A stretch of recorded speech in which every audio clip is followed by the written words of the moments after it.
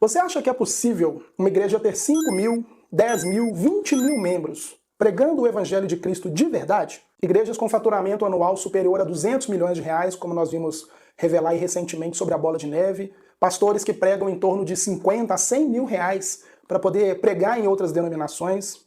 Será que nós de fato estamos falando de mega igrejas cristãs ou nós estamos falando de mega empreendimentos religiosos que se especializaram em proporcionar experiências e falsas promessas para as pessoas e receber em troca status, poder, dinheiro, reconhecimento?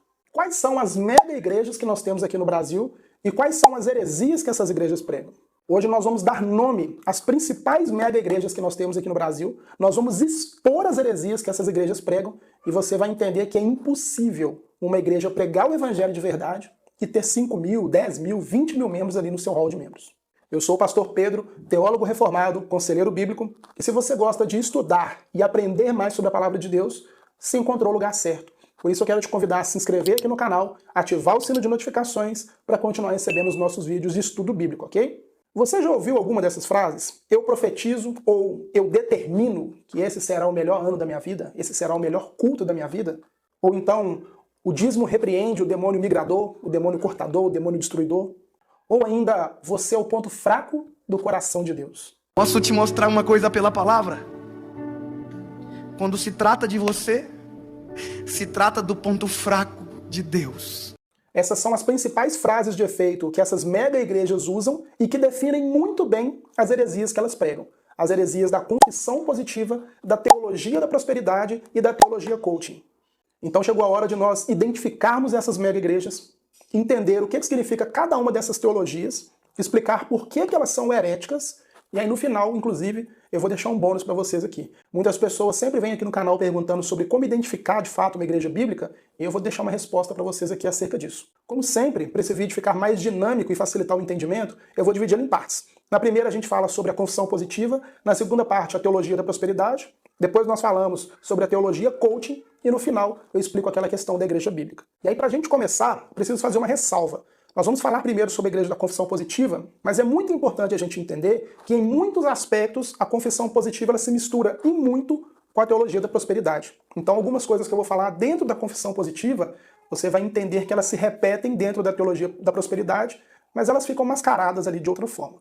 Se a gente pudesse propor uma diferença básica, assim, principal, a teologia da confissão positiva, ela enxerga Deus como um mordomo. Ela olha para a palavra de Deus, distorce algumas passagens bíblicas, e a partir disso, eles creem que podem determinar coisas. Eles podem mudar realidades espirituais, realidades físicas, tudo isso porque, a partir da teologia porca que eles fazem, eles entendem que Deus é um serviçal, é um escravo, é um capacho.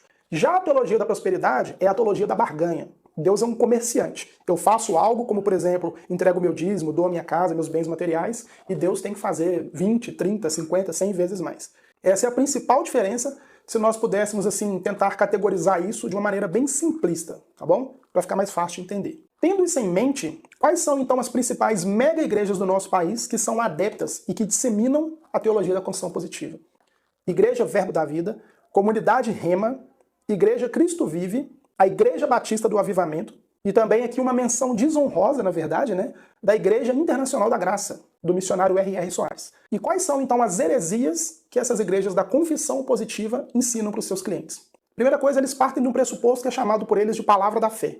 Ou seja, a minha palavra que sair da minha boca com fé, ela terá poder para mudar realidades espirituais, terá poder para mudar realidades físicas, tudo isso porque a partir da distorção da palavra de Deus, de textos como se você tiver uma fé do tamanho de um grão de mostarda, você será capaz de mover montanhas, ou ainda tudo é possível ao que crê. Usam muito também aquela passagem de Ezequiel, onde Deus ordena que o profeta profetize sobre o vale de ossos secos. Então, com base na distorção desses textos, eles acreditam que se uma pessoa tiver fé, ela é capaz de ter tudo nessa terra, porque nessas passagens, Deus estaria deixando princípios, segundo a interpretação deles, de que tudo que eu quiser nessa terra, se eu pedir com fé, isso vai acontecer. Daí partem, por exemplo, né, como eu falei no começo do vídeo, aquele entendimento de que eu profetizo o melhor ano da minha vida, eu rejeito essa doença, eu determino que isso aconteça dessa forma. Diga, eu declaro que todo mal, angústia, ansiedade, desespero, tristeza, doença, enfermidade, palavras de maldição, diga agora, em nome do Senhor Jesus, gire a mão e diga: saia! Essa teologia é muito atraente, por exemplo, para ímpios, e por isso que essas igrejas têm aí 5, 10, 20 mil pessoas ali como membros, porque o ímpio, ele se sente ali agora um religioso, alguém que crê em Deus. Ah não, eu sou evangélico. Mas que mesmo assim, ele pode ir na igreja continuar pedindo as coisas que o coração pecaminoso dele deseja. Deus vira para ele ali como um gênio da lâmpada que vai atender ele em tudo. Não há mudança de vida. Nessas igrejas não se prega arrependimento, não se prega pecado, doutrina do pecado, não se prega necessidade de crer no nosso Senhor Jesus Cristo, não para que ele realize coisas na nossa vida, mas para que nós sejamos salvos e tenhamos paz com Deus. Então a ótica que se tem nesses lugares é que Deus está ali para nos servir. Você tem poder, a palavra está em você, o poder está em você. Se você tiver a palavra da fé, se você determinar no mundo espiritual ou nas realidades espirituais, isso é obrigado a acontecer, porque de acordo com a interpretação deles, a Bíblia promete dessa forma. Se eu pudesse simplificar a título de exemplo sobre por que a teologia da confissão positiva ela é herética, eu poderia te dar pelo menos 3 argumentos. O primeiro deles é que ela desconsidera que tudo o que acontece na vida do homem é vontade do Senhor. Muitas vezes vai vir sim como a consequência de um pecado, mas tudo é vontade do Senhor. E infelizmente, assim na nossa perspectiva humana, muitas vezes nós vamos sim ter que conviver com situações dolorosas que são infligidas pelo próprio Deus, apenas para que nós possamos, primeiro, reconhecer a glória, a soberania dele, e segundo, para que nós possamos provar do amor, da graça, do cuidado, da misericórdia dele. Eu falei sobre isso aqui no vídeo de Filipenses capítulo 4, no verso 13. Paulo, ele tinha um espinho na carne. E Deus não removeu aquele espinho. No contrário, ofereceu graça para que Paulo pudesse viver mesmo sobre aquela aflição. Imagina se Paulo vira para Deus e fala: eu rejeito esse espinho na minha carne. Nós deixamos de considerar a soberania de Deus. Nós passamos, através da teologia da confissão positiva, a ser um Deus sobre Deus. E isso é inadmissível, isso é heresia. Quem sou eu para rejeitar a vontade de Deus? Quem sou eu para que com a minha palavra eu determine e as coisas aconteçam? Um segundo ponto, a título de exemplo, é que nós deixamos de compreender aquilo que Jesus fala. Seja feita a tua vontade. Lembra da oração dominical? É como se nós pegássemos o modelo da oração dominical transmitido por Cristo e substituído isso. Seja feita a vontade de Deus? Não. Risca aí. Seja feita a minha vontade sobre Deus. Essa é a ideia da confissão positiva. E é por isso que ela é tão atraente, principalmente para ímpios. Por isso, igreja de 5, 10, 20, 30 mil membros nesses lugares. E por fim, como um último exemplo assim bem simplista do porquê que a teologia da confissão positiva ela é uma heresia, é porque as pessoas que são adeptas disso, elas não consideram que a maioria dos nossos pedidos, das nossas motivações, ou quando nós profetizamos algo, ou quando nós rejeitamos algo, nós fazemos isso, nós fazemos muitas orações pecaminosas. É o que Tiago fala na sua carta, no capítulo 4, verso 3. Você sabia que é possível fazer uma oração pecaminosa? O Bispo Bruno está ensinando isso aí para muitas pessoas. Eu sempre cito o Bispo Bruno porque os idólatras dele sempre vêm aqui nos comentários me xingar. Ah não, mas ele está ensinando as pessoas a orar. Sabia que é possível fazer uma oração pecaminosa? Está aqui, ó. Carta de Tiago, capítulo 4, no verso 3. Vou falar para vocês aqui agora. Tiago 4, 3. Diz assim a palavra do Senhor. De onde, vamos ler a partir do verso 1. De onde procedem as guerras e contendas que há entre vós? De onde, senão dos prazeres que militam na vossa carne? Vocês cobiçam e nada têm, vocês matam, invejam e nada podem obter. Vocês vivem a lutar e a fazer guerra. Nada têm porque não pedem. E quando pedem não recebem porque pedem mal, para se esbanjarem nos seus prazeres. Prazeres pecaminosos. Ou seja, confissão positiva ensina as pessoas a alimentar o coração pecaminoso, os desejos pecaminosos do coração. Então não é porque alguém está estimulando você a orar que ele está te aproximando de Cristo, não. Muito pelo contrário. Se ele não te ensinar a orar e pedir a vontade do Senhor, ele vai estar te ensinando a fazer orações pecaminosas, a afrontar a Deus. Então é por isso que a confissão positiva é uma heresia. Simplesmente, nada mais do que isso, porque ela tenta tornar o homem superior a Deus. Seja feita a vontade do homem e não a vontade de Deus. Glória a Deus! Vamos falar agora da famigerada teologia da prosperidade. E aqui nós não poderíamos pensar em outra igreja, senão na Igreja Universal do Reino de Deus, do maravilhoso, entre aspas, né, Edir Macedo. Não. Eu não creio que o Espírito Santo queira palmas. Ele quer que você nos ajude a pagar as nossas contas. Amém? Ele quer que você bata a mão em bolso. Nós temos também a famosa Igreja Apostólica Plenitude do Trono de Deus e também, como eu disse aqui, que muitas vezes elas se misturam, a Igreja Internacional da Graça, do R.R. Soares. Como eu disse no começo do vídeo, essas igrejas elas são muito características pela relação de comércio com Deus. Eu faço algo em troca e Deus tem que me atender dentro de uma demanda. A teologia da prosperidade, ela enfatiza que o sucesso da fé está na quantidade de recursos financeiros ou no quão bem-sucedido financeiramente você é na sua vida. Então, para eles, se uma pessoa está, por exemplo, padecendo de dificuldades, padecendo de sofrimento, de pobreza e por aí vai, essa pessoa não é cristã de verdade. Não tem uma fé verdadeira no Senhor. Seguindo esse parâmetro, né? Imagina o apóstolo Paulo, um homem que sofreu fome, miséria, um homem que padeceu ali prisões, foi espancado. O próprio Jesus que diz que o Filho do Homem não tem um lugar para repousar a sua cabeça. Seriam os piores cristãos do mundo, né? E tudo isso para quê? Para fomentar uma institucionalização da fé que está muito bem encaixada nessas igrejas. Se a pessoa está passando por dificuldade, ela é encorajada a fazer as campanhas, pegar os recursos, muitas vezes os poucos recursos que elas têm, e entregar para a igreja, na expectativa de que, dando isso para a igreja, o Senhor seja obrigado a retribuir para eles de volta. É nesse cenário que muito se prega nessas igrejas sobre Malaquias 3:10, onde se a pessoa estiver retendo o dízimo, as ofertas, inclusive tem vídeo sobre dízimo aqui no canal, vou deixar para vocês também. Se as pessoas não dispuserem dos seus bens materiais, elas vão ser alvo do ataque de demônios. Distorcem o texto bíblico de Malaquias 3, falando que o devorador, o migrador, o cortador, destruidor, coisas que elas inventam, são demônios e que vão atuar na vida dessas pessoas. E uma outra questão também da teologia da prosperidade é que tudo para eles é demônio. A pessoa foi ali cometer um pecado, é demônio. Não foi a pessoa, a responsabilidade não é da pessoa, é um demônio e que por isso ela tem que trabalhar na igreja, se submeter às campanhas, se submeter ali às sessões de descarrego, para que ela seja livre daquele demônio e aí sim ela consiga usufruir das promessas de Deus. Claro que ao longo do processo ela vai ficar frequentando as reuniões, ela vai estar sempre ali sendo assediada a deixar uma oferta, a deixar um dízimo. Garra, solta o dinheiro dele. Não. Solta! Solta o dinheiro dele! Larga! Larga! Outra! É esse tipo de fé que eles enxergam dentro dessas igrejas. E não é isso que o Evangelho nos ensina, né? Se nós fôssemos mensurar a vida dos grandes homens da palavra de Deus, nós vamos ver que na maioria dos casos o sucesso financeiro ele está passando assim, muito longe. Então em nenhum momento na Bíblia você vai ver mensurado que o sucesso no Evangelho consiste em riqueza. Muito pelo contrário. A Bíblia nos ensina que o amor às riquezas, o amor ao dinheiro, ele é assim um grande obstáculo para que alguém entregue sua vida ao Senhor. E essas igrejas da teologia da prosperidade, elas fomentam isso. Elas fazem com que as pessoas se tornem cada vez mais avarentas, queiram mais e mais recursos. No final das contas, teologia da prosperidade, neopentecostalismo, é teologia que apresenta salvação por obras.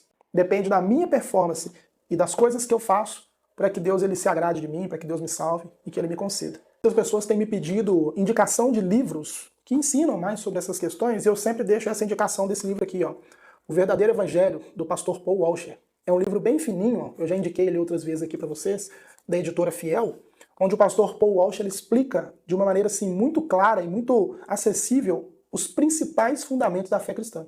É um livro que não somente vai nos esclarecer dentro da fé, mas como também vai nos ajudar a ensinar pessoas. Então é um livro que eu indico demais, O Verdadeiro Evangelho, do pastor Paul Washer. Ele vai te apresentar os princípios da fé. Se você está me vendo, pertence a alguma dessas igrejas, sugiro muito que você leia, para que você consiga entender o quanto a sua igreja está distante do Evangelho de Cristo.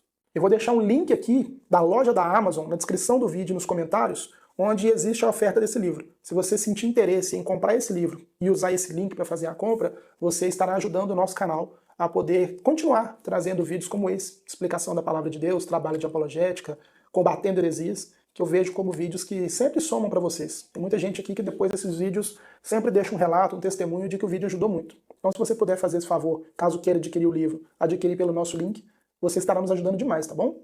Então agora caminhando para o último modelo de mega igreja, para a última heresia das mega igrejas. Fala, meu lindo!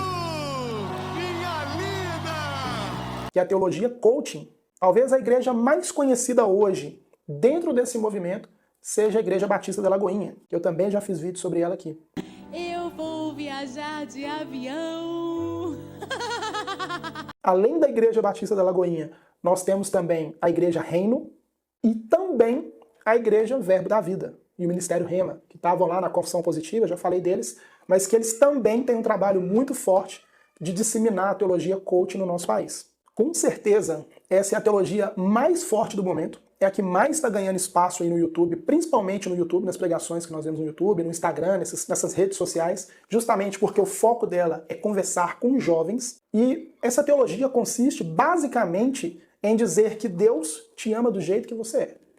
Se a palavra do Senhor diz que todos podem ir até Ele, mas quem quiser caminhar com Ele deve negar a si mesmo, tomar sua cruz e segui-lo, dentro da teologia coaching, você é o ponto fraco de Deus. Deus vai fazer de tudo para que você se sinta feliz. Inclusive, suportar que você viva uma vida completamente em rebelião contra Ele, amando o pecado. Dentro da teologia coaching, existe um repúdio muito grande sobre os atributos de Deus, como, por exemplo, a santidade de Deus, a justiça de Deus. Dentro dessas igrejas, é pregado, por exemplo, que Deus não vai punir os pecadores que não crerem no nome dele com o inferno. O que você diria de um pai que pega uma criança e coloca viva numa fogueira? O que você diria desse pai? E o que você diria se essa fogueira queimasse para sempre e essa criança ficasse sendo queimada para sempre e ela nunca morresse? A minha grande crise de fé em Deus, como meu pai, passou por essa esquina em que me falaram coisas a respeito de Deus e que Deus era capaz de fazer comigo e com outros filhos dele aquilo que eu não era capaz de fazer com o meu próprio filho, e eu não pude admitir que eu fosse um pai melhor do que Deus. Dentro desses movimentos também existe a repulsa aos juízos de Deus. Por exemplo, essas pessoas têm dificuldade em enxergar textos em que Deus pune o homem por conta do seu pecado. Para eles, Deus seria incapaz de fazer isso. Daí surge também o conceito da hipergraça. Me incomoda, cara, porque eu não consigo fazer um paralelo. Crer num Cristo que tem o poder de matar Ananias e Safira por causa de uma mentira. Eu vejo um Cristo que morre, né? Não que mata. Exato. E eu tenho muita dificuldade em pensar Deus como um ser capaz de matar dessa forma. A questão toda da teologia coaching é que essas mega igrejas, elas se especializaram em oferecer experiências para os seus consumidores. Por isso que quando você vai para uma igreja dessa, ela se parece um shopping, ela vai ter Starbucks ali dentro, vai ter McDonald's, Burger King, restaurantes, vai ter teatros. É uma igreja que enfatiza muito os shows gospel lá dentro, contrata cantores famosos, chama pregadores aí como David Leonardo, Vitória Souza, Thiago Brunet, que são pessoas que nunca vão pregar contra o pecado. São pessoas que nunca vão falar que a pessoa precisa se arrepender da sua maneira pecaminosa de viver para poder viver em Cristo. Geralmente as pessoas que congregam nesse lugar sempre alegam o seguinte: nesse lugar eu fui acolhido, nesse lugar as pessoas me amam como eu sou. Então, nesses lugares, nunca que os crentes, que os consumidores que vão nesses lugares, vão conhecer o evangelho de verdade. O evangelho do Senhor consiste sim em amor, que nós amemos uns aos outros, mas principalmente que nós venhamos amar a Deus primeiro. E amar a Deus significa odiar as coisas que ele odeia. A teologia coaching, ela é uma heresia por quê? Justamente pelo que eu falei. Porque ela apresenta um outro evangelho, apresenta o evangelho em que o homem vai continuar cultuando a sua personalidade, o homem vai continuar cultuando os seus pecados, a pessoa vai ser incapaz de identificar que aquele comportamento, que a vida que ela está levando é contrária à vontade de Deus. Textos bíblicos, como Ed Renekiewicz fala, precisam ser atualizados para que eles se encaixem à nossa experiência e não nós venhamos a encaixar a vontade do Senhor. Então é por isso que esse tipo de teologia coaching, ela é completamente herética. Agora, como identificar então uma igreja bíblica, para aquelas pessoas que estão sem lugar para congregar ou que estão ali sentindo que talvez a sua igreja possa estar sendo assediada por essas heresias? Primeira coisa para você identificar que uma igreja é cristã de verdade. A centralidade de Cristo em todas as coisas. O que significa isso? Salvação única e exclusivamente por meio da obra do nosso Senhor Jesus Cristo, a fé nessa obra.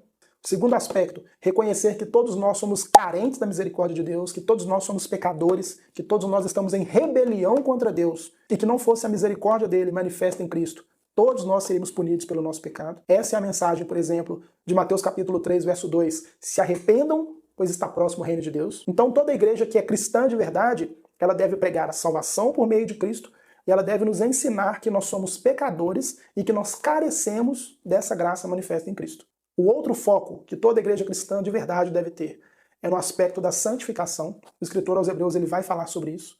Então a igreja do Senhor ela deve estimular os cristãos a se parecerem com Cristo. Isso significa buscar a santidade como Cristo fez. E por fim, que seja uma igreja que nos encoraje a todo tempo, talvez resumindo tudo isso, a nos submetermos à vontade de Deus. Se a confissão positiva fala que nós devemos dar ordem para Deus, fazer e acontecer, uma igreja cristã de verdade deve nos ensinar a nos submetermos à vontade de Deus. Ou seja, é olhar para o reino vindouro, é olhar para a glória do Senhor, é ter uma fé verdadeira em Cristo que nos leve a ser conformados a Ele, e não com pregações que focam o dinheiro, que focam as nossas necessidades, ou que afirmam aquele caráter pecaminoso que todo homem tem dentro de si, e que precisa desesperadamente da ação de Cristo para nos salvar disso, dessa rebelião contra Deus. Se você gostou desse vídeo, eu quero te convidar a clicar aqui no botãozinho compartilhar do YouTube, e compartilhe aí com umas 3 ou 5 pessoas no seu WhatsApp, porque com certeza isso vai chegar em pessoas que estão dentro dessas seitas heréticas e vai abrir os olhos dela para que ela possa buscar o Senhor de verdade. Quero te pedir mais uma vez, gostou do vídeo, se inscreve aqui no canal, ativa o sino de notificações para continuar recebendo os nossos vídeos. Muito obrigado por ter nos assistido até aqui, e se assim for da vontade do Senhor, eu te espero no próximo vídeo em nome de Jesus.